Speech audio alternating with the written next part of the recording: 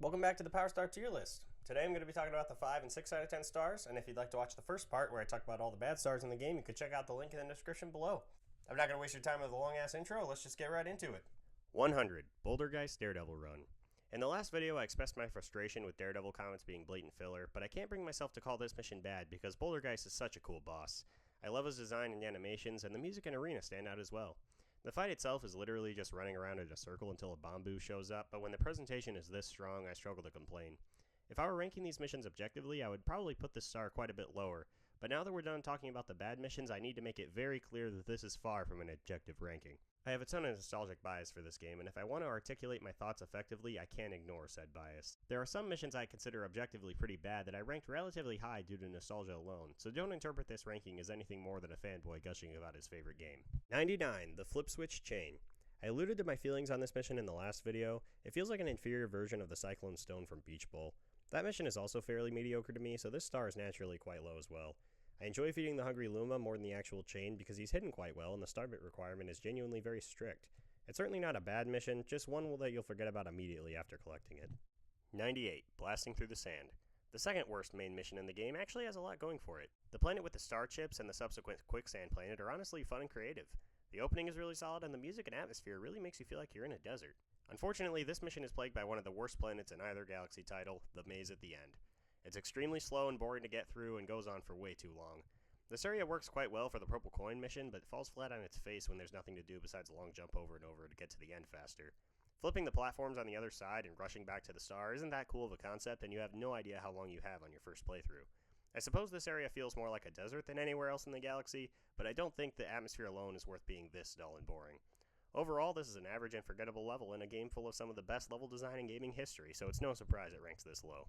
97, the Star Festival. I actually didn't know this level existed until I was well into my teens, since it has incredibly specific unlock requirements and the Luma that takes you to it is extremely well hidden. I was extremely excited to experience new content in my favorite game, only to realize it's just an excuse to replay the opening without Bowser's interference. This is honestly incredibly lame, and an extremely difficult final level like we got in Galaxy 2 would have been much more satisfying. Talking to a ton of different characters is kinda neat, and this is a fantastic opening to the game, but I can't help but feel like something's missing. Maybe bringing each of the bosses back and being able to talk to them as well would have been enough to make this more memorable, but as is, the only word that comes to mind is disappointing. It's also incredibly dumb that you have to play through the entire game because Luigi a second time to unlock this. His playthrough changes very little, which is my single biggest complaint with Galaxy as a whole, but we have plenty of other stars to talk about before I get into a rant about that. 96, the Bell on the Big Tree. Honestly, I have next to nothing to say about this star. It's hidden quite well and collecting the notes is pretty fun, but that's literally all there is to it. I was genuinely very surprised to get a star from this instead of a bunch of 1-ups or something, but that isn't necessarily a bad thing since there's only 1 or 2 stars like this in Galaxy. It feels like a well-hidden Mario Odyssey moon, and it's weird to see the bubble mechanic show up out of nowhere, but I'm already out of things to talk about, which should explain its low placement. 95, Passing the Swim Test. This is objectively the worst main mission in the game, if you ask me. It takes about a minute if you know what you're looking for, and doesn't teach you how to use the shell underwater at all, even though it's pretty clearly supposed to do so. I can't put it down with the bad missions though, because the main planet of Beach Bowl is among the best planets in either Galaxy title. The atmosphere is so upbeat and happy, and it really makes you feel like you're on a vacation.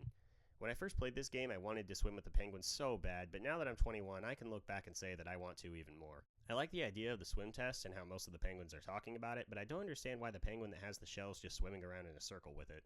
Mario shamelessly stealing from this kid so he can get the star is one of the funniest moments in the mainline Mario games, and I love that even the coach doesn't understand why you're competing as a non-penguin but still gives you the star anyway because he just doesn't give a shit. While it fails at what it sets out to do, this star excels in other areas enough for me to place it well above the bad missions.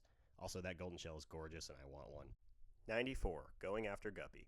We finally reached Seaslide Galaxy, which is by far the hardest galaxy to talk about for a bunch of reasons. I'm really struggling to write a script here because talking about each mission individually like this doesn't make it easy to discuss my issues with Seaslide as a whole. First of all, every mission aside from the Secret Star feels exactly the same. You race underwater or collect things with the bee mushroom. These missions are fun individually but become horribly repetitive. So do I rank all the missions lower because they're too similar, or do I rank them all higher because they're each fun individually? I really don't know, but putting this star at 94 felt right because of my other issues with Seaslide. Every mission aside from the Secret Star is way too easy for being so late in the game. This star in particular should have swapped places with the star I just talked about because it feels like a perfect introduction to shell swimming. I don't know what compelled them to make this galaxy feel like a tutorial, but my best guess is that it was originally going to be where Beach Bowl is, but they swapped it for some reason. That would explain a lot, but regardless, this star is still pretty fun on its own merits. Seaslide has a fun atmosphere, and I really like the design of the underwater portion, so following Guppy through with all these rings is pretty fun.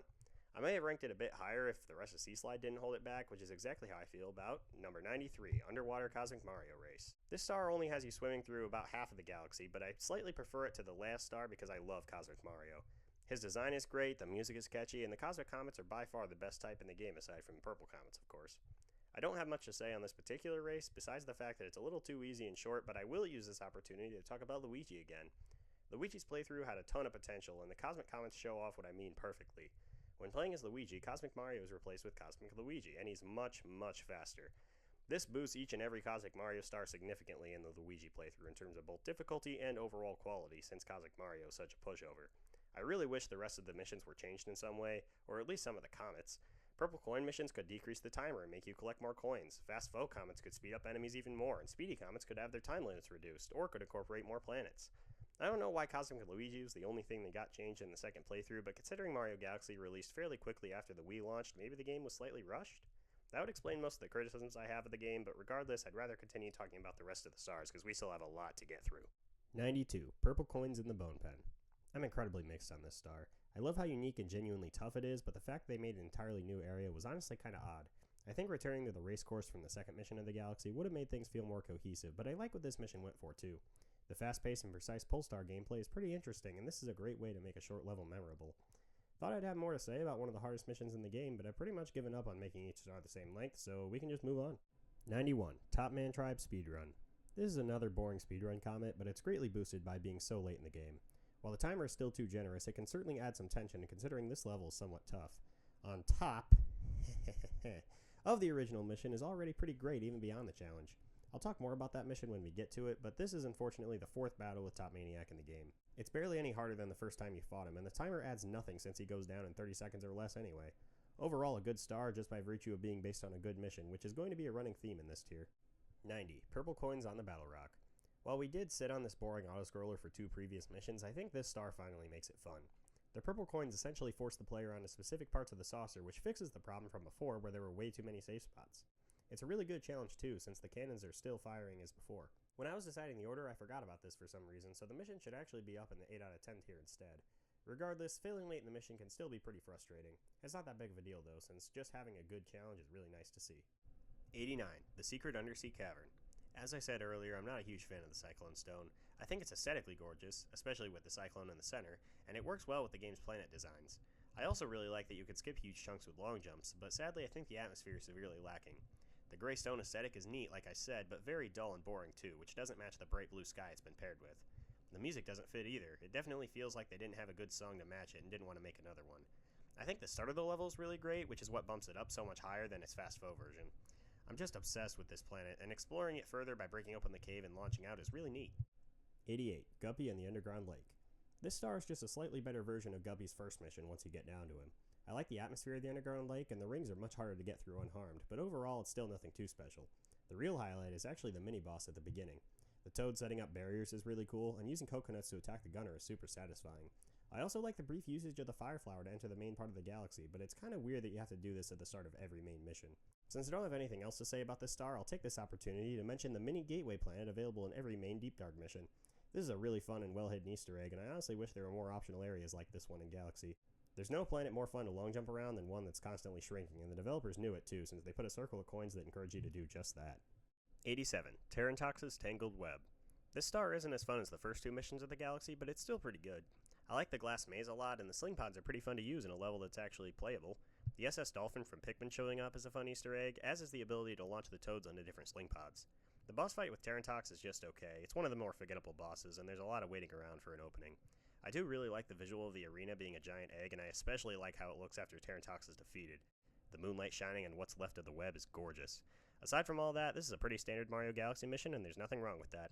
Simplistic missions like this one make the standouts of the game stand out even more, and it's still pretty fun to play. 86. A Very Spooky Sprint. This mission pales in comparison to the other two in this galaxy, but it's still a good time. The race course is really well designed, especially with the built-in shortcuts, and using Polestars like this is really fun. There's next to no build-up before the actual race, but I love how the camera dynamically rotates as you pull yourself towards the launch star, and this galaxy is already gorgeous by default. I'm once again running out of things to say after only a couple of sentences, but I suppose that's inevitable for these more average stars. The rest of the videos in this series will probably be much more detailed, but I can't promise anything yet. We'll just have to see how the rest of the script comes out. 85. Matter Splatter Mansion. This secret star is successful in the mission we just talked about and ultimately feels like an inferior version of a late game galaxy I'll talk about later. All you have to do to find this star is break open a rock on the starting planet, which is a pretty boring hiding spot. Another pole star hidden off to the side of the path to the mansion would have been significantly better, but regardless, the star itself is pretty neat. You're taken to a weird looking area with a new background and have to find keys to open doors to get through what's left of this mansion. I love the mysterious vibes of the area, and the gimmick of the floor slowly revealing itself is interesting too. Sadly, I think this is a little too slow. There's a lot of waiting around for the ground to appear, and the boos aren't threatening enough to make this much of a challenge. I do really like the vertical ending where you have to quickly choose which doors you want to enter, and hiding optional goodies inside the wrong ones is a good way to make things more tense. Skipping the keys at the start is pathetically easy too, since you can just jump over the doors, which is kind of funny, but that's about all I have to say about this one. 84. Faster than a speeding penguin. We're back at Seaslide, which means this mission could shoot way up or down depending on how you see things, but personally this spot feels right. The Penguins put up a pretty good fight in the race, and you can't afford to make any major mistakes, which is a nice change of pace from the rest of Seaslide being so easy. Once again, the layout of this galaxy is inherently pretty fun, so I don't have much to complain about here. It's just a solid and enjoyable mission with fun NPCs and a really upbeat atmosphere. 83. Star Bunnies on the Hunt. This galaxy is pretty memorable for being an inverted version of Honeyhive, and I'm pretty mixed on that idea. I like the idea of remixing levels like this, but we only get 15 major galaxies in this game, so having two of them feel this similar feels a bit of a missed opportunity, especially since Dreadnought and Battle Rock also feel like parallels of each other. That said, both Goldleaf and Dreadnought have some of the best missions in the game that I'll talk about much later, so I shouldn't complain too much. This star specifically isn't too special. You just run around the main planet looking for star chips with the bunnies. The gameplay isn't too interesting or challenging, but the atmosphere is top-notch. The autumn aesthetic and NPCs add a lot to what is essentially a repeated galaxy, and the star chips are hidden in a way that makes you explore the entire thing. Once you do assemble the pole stars, the level is basically over though. You chase another bunny, but this time on a unique planet with weird Mario Kart looking blocks and a bunch of gates and water. Because the bunnies slow down in water and get stuck on walls all the time, catching this little guy doesn't take long. I wish they would have done something more interesting with such a unique planet, but this mission is pretty solid all things considered. 82. The Silver Stars of Seaslide. This is very simply an easier and more boring version of the purple coin star in Seaslide, but it's still fun on its own merits. I love how they utilize the bee mushroom's weakness to water, even if it means falling results in nothing more than wasted time, and each of the NPCs around the galaxy add a lot of character to it. The silver star that requires a cannon launch and some pole stars is really creative, as is the one in the center of the galaxy, even if there isn't much to do there. There's pretty much no challenge in this level since you can just swim back to land and grab another bee mushroom if you fall, but it adds to the fun and relaxing atmosphere. If this level were the only one of its kind, I'd likely put it much higher, but as it is, it's still pretty enjoyable. Ever since I first played this mission as a kid, I was so confused by the water current that takes you to the center because how and why the hell does it curve like that? 81. Scaling the Sticky Wall. Conceptually, I adore this galaxy.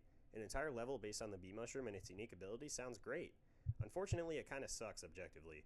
The level has random difficulty spike with the second part, and the ending feels like a joke in comparison. The way the camera is positioned makes controlling Mario pretty awkward, and I don't think these honey walls were a solid enough idea to fill an entire level on their own. There should have been sections that require you to collect coins to refill your flight meter, or maybe some waterfalls to dodge or something, I don't know. The meteor part is genuinely one of the top 10 hardest planets in the game to get through, and I don't think that was intentional at all. The hitboxes are really janky, and Mario's movement is so limited that your only option is to squeeze through super tiny gaps in the meteors, and while it's fun and satisfying to complete, it doesn't match the rest of the level's difficulty at all. Not a bad galaxy by any means, but definitely one with a lot of missed potential. 80. Surfing 101. Ah yes, the motion control galaxies. These are understandably the most controversial levels in the game, but I personally really like the change of gameplay style. I grew up with motion controls, so maybe I'm biased, but I don't find them to be too intrusive or complicated to use. Riding on the course is a lot of fun, and the water in this game looks gorgeous to this day, even if it isn't realistic. This is a little too easy even for a tutorial, but considering motion controls were such a new thing in 2007, I can understand the desire to make this mission so simple. That's also likely the reason for this super intrusive tutorial at the start, but this I struggled to just brush off. It goes on for almost a minute, longer if you mess up the motions, and feels the need to explain each direction and even not turning separately. This is just ridiculous, and a brief introduction to hold the Wii Remote and tilt would have been more than enough to teach the player. This tunnel at the start is actually incredible though. It looks super cool, like you're entering a tunnel of love or something, and gives the player the perfect amount of time and space to mess around with the ray. The coins are super well placed too, because getting them all while constantly accelerating is a genuine challenge and gets you to practice precision. Overall, this level is really fun, easy tutorial, and goddammit that ray is so cute. 79. King Caliente's Spicy Return. The atmosphere and build-up to the boss are absolutely breathtaking in this galaxy. The vastness of the lava sea is palpable, and the foreboding music builds suspense for an intense battle. Unfortunately, that build-up leads to nothing, since all we get is a rematch with the second boss in the game, and he's barely any harder on top of it. It's actually the exact same fight. The only differences are the arena being made of sinking platforms, meteors falling after the first hit, and the boss himself being a different color. This is absolutely pathetic for the second to last Bowser level, and the only reason this star is so high is because of the amazing buildup and the fact that King Caliente is a really fun boss on his own. Some may argue this should be much lower due to how disappointing it is, and that's totally reasonable. This is such a blatant copy and paste, but at least they're copying a boss I already loved. 78. Rolling in the Clouds. This is a really fun introduction to the ball, but there's not much to it outside of that, hence its relatively low placement. I like the main path is super easy and open, but there's plenty of harder optional paths for players who have a good handle on the new controls. It's a little short, which is pretty disappointing, but outside of that, I have no complaints. The ball's a lot of fun, and this level takes full advantage of it. 77. Star Bunnies in the Snow. What the hell is this? I really struggled to write a script for this part due to how out there this level is, so let's see what I came up with. This mission has you finding and catching 3 star bunnies on a planet full of secrets, leading to some really interesting and unique gameplay. You have to use your cursor to move the snow away to reveal holes and switches, and once you find every switch, a fire flower is revealed, allowing you to burn these sculptures down around the planet. The timer is really tight for once if you don't know what you're doing, and you have to catch the bunnies after finding them, which takes up even more time. The holes on the sides of the planet are a great place to lure the bunnies since they can't get out, and the fire flower is sort of useful for slowing them down if you have good enough aim. Overall, this level feels like a weird parallel to the very start of the game where you have to catch 3 bunnies too. That level introduced the basic mechanics since it was the start of the game, and while this one uses a bunch of specific mechanics in unique ways due to being one of the last galaxies. I really like the unique direction, but I don't know where to place this star on the list, so 77 will have to do. 76. Giant Eel Outbreak. Another level with mediocre gameplay and a jaw-dropping atmosphere. The music and background really make this place feel mysterious and otherworldly, more than most areas in the game. The penguins prevent the galaxy from feeling creepy and lonely without losing what makes it so bizarre and memorable, which sets the mood flawlessly. Unfortunately, the actual extermination part isn't all that interesting. You just swim to a shell and throw it at the eels 3 times. This is pretty satisfying to do and introduces the shell's mechanics far better than Beach Bowl did, but overall there's not much to say beyond that. 75. Mario Meets Mario. Ending off this video is another shockingly low placement for Toy Time. This mission is far too short, and that's a shame because what's here is up to the quality of the rest of the galaxy. The intro planet with the trains is fun as ever, the second planet is tricky to navigate due to its awkward shape, and the 8-bit Mario is a really fun idea. It's a little on the easy side since there's only 5 things you need to grab on both the main planets, but it's still fun while it lasts. I kind of forget about this star a lot since it's overshadowed by a star we'll get to much later, but I don't have too many complaints either, so being the best 6 out of 10 star feels right for it. Thank you so much for watching. That's going to be it for this video. Next time I'm going to be talking about the 7 out of 10 stars, then we'll do 8, 9, and 10 after that. I was going to include the 7 out of 10 stars in this video, but man, it's just taken a long ass time to get all this done, especially with the holidays now. Everything's just been so hectic and there's just a lot going on. So instead, I'm just going to do this video, and hopefully by next week I'll have the 7 out of 10 one done. Thanks again. See you guys next